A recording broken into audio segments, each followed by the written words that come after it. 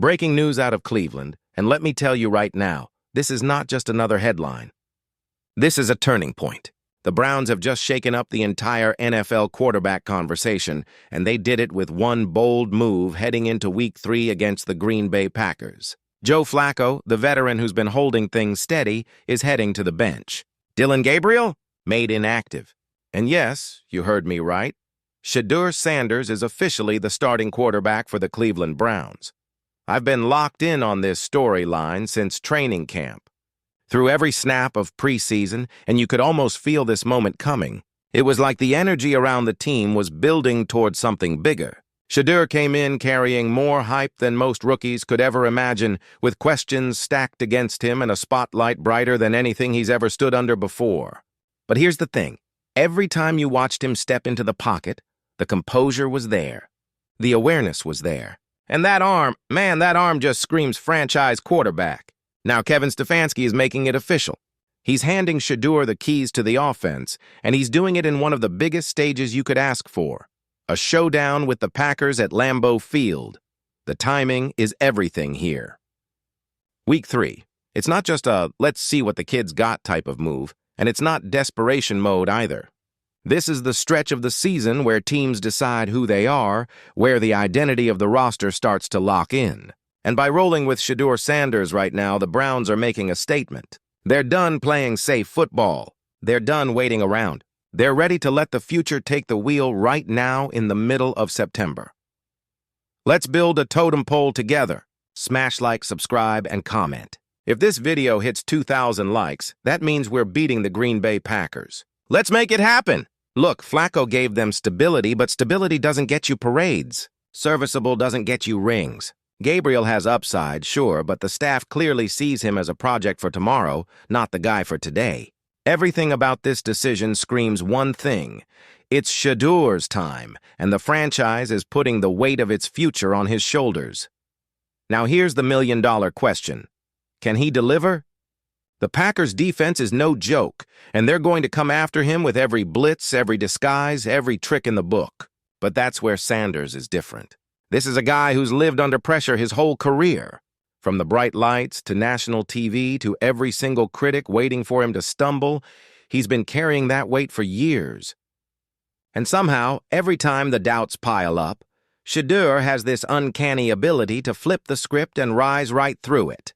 And now, Browns fans, here we are. The SHEDEUR Sanders era isn't a someday conversation anymore.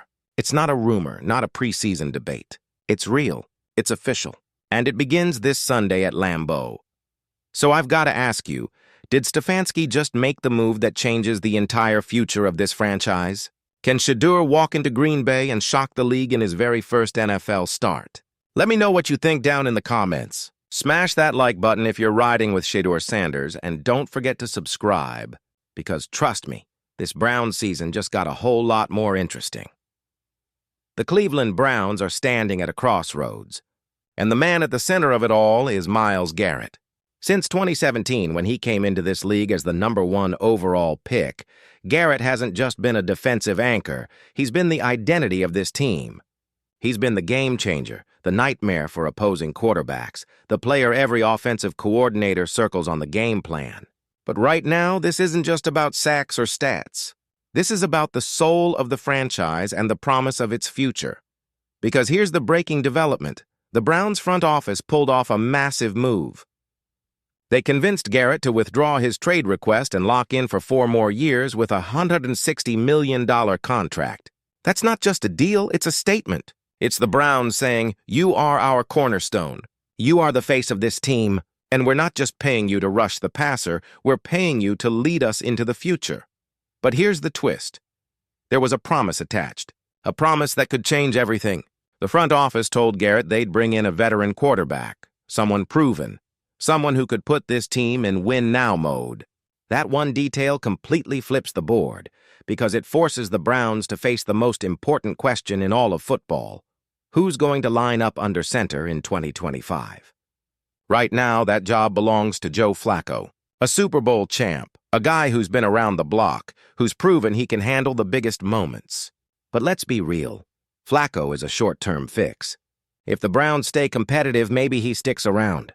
But if he slips, If this offense stumbles, that's when things get complicated, because waiting in the wings are two young quarterbacks, Dylan Gabriel and SHEDEUR Sanders. Gabriel brings that mobility, that playmaking spark.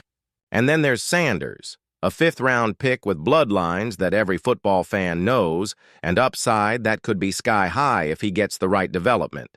And this is where the drama builds. Because if Flacco holds steady and keeps the Browns in the playoff hunt, those young guys wait. But if the wheels fall off, if points get scarce, the noise will be deafening for the Browns to make a change. And here's where Garrett's role becomes delicate. Sources close to him say it flat out. He's not here for a rebuild. He wants to win now. He wants that veteran quarterback who can guide this team to the Super Bowl immediately. And if the Browns are forced to turn to Gabriel or Sanders before they're ready, that could test Garrett's faith in the organization all over again. Let's be honest. This is a tightrope walk. The Browns have already spent assets in trades. They don't have a ton of wiggle room. If Flacco falters, their options shrink, and suddenly those rookies become more than just future projects. They become the present. And in the AFC North, that's a brutal environment to learn in. You've got Burrow, Lamar, and the Steelers machine that never stops reloading. The margin for error is razor thin. So here's what it boils down to. Training camp and preseason aren't just tune-ups this year. They're auditions. Flacco has to prove he can still be the guy. Gabriel and Sanders, they need to flash potential, show that they can be the future. And all the while, Myles Garrett remains the heartbeat of this team, setting the tone for a locker room that doesn't want to wait. They want to win right now, but what about you, Browns fans? Do you trust Flacco to hold it down for another year, maybe two? Or are you already ready to see Gabriel or Sanders step in and take their shot? And how do you view Garrett in all of this? Is he just the defensive star? Or is he the man who now holds the franchise accountable to its promise? The Cleveland Browns are staring down a moment that could define their season, and the news we got this week, it just made everything even more complicated. On Wednesday, the team was without one of its most reliable warriors, Joel Bitonio. 33 years old, the heartbeat of this offensive line, and suddenly he's sidelined with a back injury. Let me tell you, this isn't just another name on the injury report. This is a gut punch. Bitonio has been that rock, the one guy you could always depend on. He started every game since 2016, played through injuries, fought through losing seasons, and stayed loyal when plenty of others might have walked. And now, even the thought of him missing time feels devastating for an offense that's already barely holding itself together. Through 2 weeks, the Browns haven't scored more than 20 points in a game. That's not just a red flag, that's a 5-alarm fire. The offensive line isn't opening up the run game. Joe Flacco, for all his veteran composure, has already been hit too much. He's been sacked 4 times, pressured constantly, and the offense can't find a rhythm. And now they have to prepare for Micah Parsons. Yes, you heard that right. Parsons is in Green Bay now, and he's heating up fast. The man already has 1.5 sacks on the year, and if Bitonio can't go, you're asking a backup to stand between Parsons and Flacco's blind side. That's not just a mismatch. That's a nightmare waiting to happen, and the ripple effect doesn't stop there. The running backs? They've been bottled up because there are no lanes. Quinshon Judkins had a flash, a beautiful 31-yard burst against Baltimore. But outside of that, nothing's been consistent. Dylan Sampson looked great in Week 1, almost invisible in Week 2. Jerome Ford? Still waiting for him to break 40 yards this season. Without Bitonio clearing holes, without that leadership in the trenches, this backfield feels handcuffed before the ball is even snapped. Meanwhile, the Browns are 0-2. Let that sink in. They haven't won a game since before Thanksgiving of last year. That's 8 straight losses, capped off by a 41-7 humiliation against the Ravens that left the entire fan base furious. Radio hosts in Cleveland are calling it embarrassing. Fans are fed up, and you can feel it on the field, too. Myles Garrett had 1.5 sacks against Baltimore. The man is still one of the most dominant defenders in the league. But his post-game comments? They cut deep. He straight up said it was embarrassing. That's not media spin. That's raw honesty from your franchise cornerstone. Remember, this is the same guy who requested a trade in the offseason because he's desperate to win. He recommitted to Cleveland, but how long can his patience really last if the team keeps wasting his prime? And that's what makes this moment so brutal. Because believe it or not, there are bright spots. The rookies are showing life. Dylan Gabriel, overlooked all camp because of injuries and the hype around Shedeur Sanders, finally got on the field in garbage time against the Ravens. And what did he do? He calmly marched the offense down the field, hit throws, capped it off with a touchdown to Dylan Sampson. It didn't mean anything for the scoreboard, but it meant something.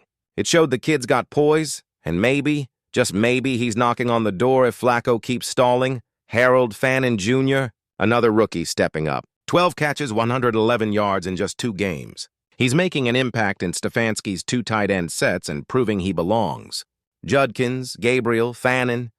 These guys might be the start of something, the building blocks for a future. But they can't do it alone. They need vets like Bitonio. They need stability. They need protection. Let's build a totem pole together. Smash like, subscribe, and comment. If this video hits 2,000 likes, that means we're beating the Green Bay Packers. Let's make it happen! And that's where it gets heavy. Because Joel Bitonio isn't just another player. He's the last man standing from a core that once gave fans hope. He admitted this offseason he thought about walking away after last year's disaster. But he chose to come back. He said he wanted to play meaningful games in December and January. And now here we are, September. And his back is already betraying him while the Browns are 0-2. The symbolism is crushing. Without him, the ripple effect is massive. Joe Flacco, already getting hit, becomes a sitting duck. The run game stays dead. Micah Parsons gets a free runway. And if that happens, if Flacco is sacked another 4, 5, 6 times on Sunday, this offense could collapse before it ever takes off. The truth is, the Browns don't just need Joel Bitonio's body on the field. They need what he represents: leadership, stability, hope. Because right now, this fan base is running out of patience. They've heard the analytics speeches, the trust the process lines, the we're building something sermons. None of that matters anymore. Wins matter. Hope matters. And this Sunday against the Packers, the Browns have to show fight, or else this season could be spiraling out of control before October even arrives. So I'll leave it with you, Browns fans. Do you believe this roster, as it stands right now, has enough to turn it around? Or are we staring down another season of heartbreak before it even truly begins? Drop your thoughts in the comments, hit that like button, and subscribe for more. Because whatever happens next, we're going through it together. Go Browns!